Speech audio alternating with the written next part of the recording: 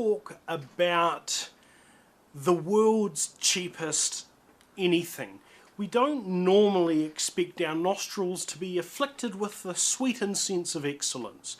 We normally expect something that perhaps may just be fit for purpose, but is a far cry from what it could be. And so that's what we found when I did a review of the world's cheapest trumpet a couple of weeks ago.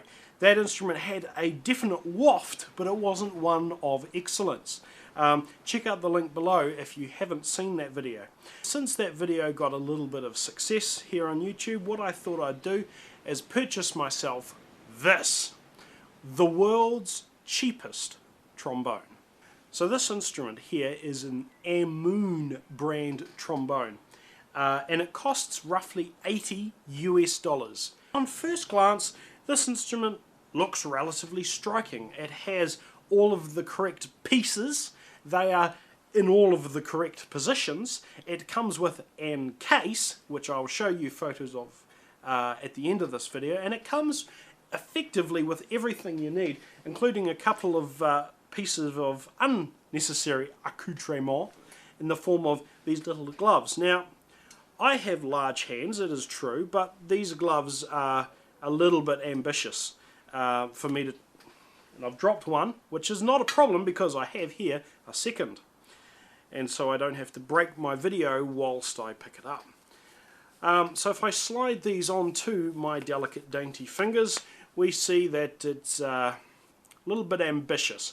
These are actually a lot better than the normal white gloves that you would see, because those you can just rip by looking at them, whereas these are remaining in one piece. Nevertheless, they're not going to feature much in my future life. It comes with a mouthpiece. The mouthpiece comes in its own box. That box I have here, it has 4 sides on the, well, it's got 6 sides if you include the top and bottom, but it's got 4 sides of which I'm going to point out. One says mouth of euphomum, literally, mouth of baritone, mouth of alto trombone, and mouth of tenor trombone. So either they use this box a lot, or they use this mouthpiece a lot. The mouthpiece has nothing else on it other than a few manufacturing imperfections, as you would expect. It's also got a long black hair down there. I don't know where that came from. Anyway, onto the trombone itself. It comes pre-installed with a quantity of corrosion at the end of the stockings, and I'm going to show you what that looks like on some photos at the end of the video. And it comes with an amount of manufacturing residue on the slide. Before I recorded this video, I wiped all that off.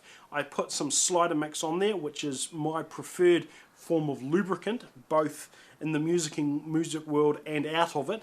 And it hasn't made a scrap of difference. This slide is very noisy. It's very stiff. And you can tell every time you extend and retract the slide that just a little bit of material is coming off. And that leaves a very yucky black residue on the slide, and you're going to be forever cleaning that off if you happen to have one of these in your life. Everything else is adequate. I've got no other real concerns with the construction of the instrument. But anyway, that's enough of this waffle. What you are probably most interested in is, how does this thing sound? Is it in tune? Can it actually be played? Well, let's play some of the harmonic series.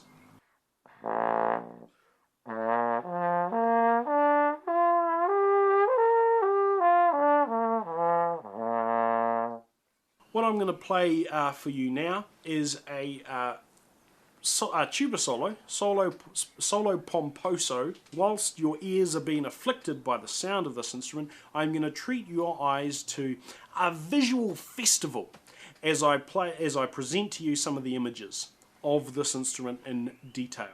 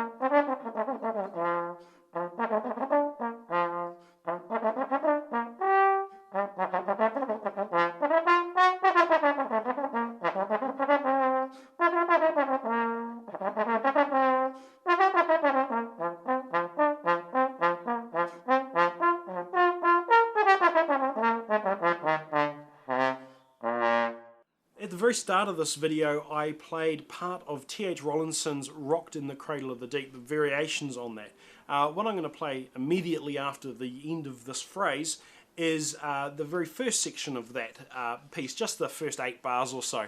And the one thing that really came across to me as I recorded the sound for that is just how very difficult it is to do nice phrasing on this trombone. It's virtually impossible, or at least very difficult, to run multiple notes together in a phrase. And there's also this weird bubbling sort of noise that happens just on certain notes. Now, I don't think it's anything to do with a loose mouthpiece. It might be something rattling loose in the trombone, but you might just be able to pick that up as I play.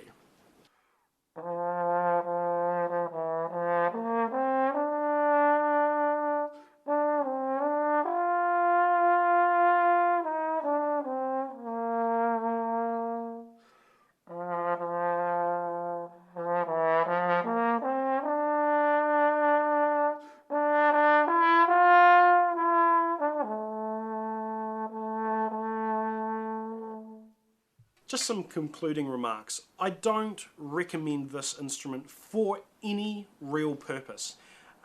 Simple phrasing is made incredibly difficult. The sound that this instrument produces is very difficult. Intonation is made just so very difficult on this instrument. And if you are thinking, you know, if you're thinking to yourself, I have a child or a friend who wants to learn an instrument, what I would recommend is going somewhere that will rent you for a period of time an instrument, because that will be of reputable quality. Whereas something like this, sure, it's an instrument that you can have and own, but it's much more likely to turn off an aspiring musician than it is to encourage them. Thanks for watching.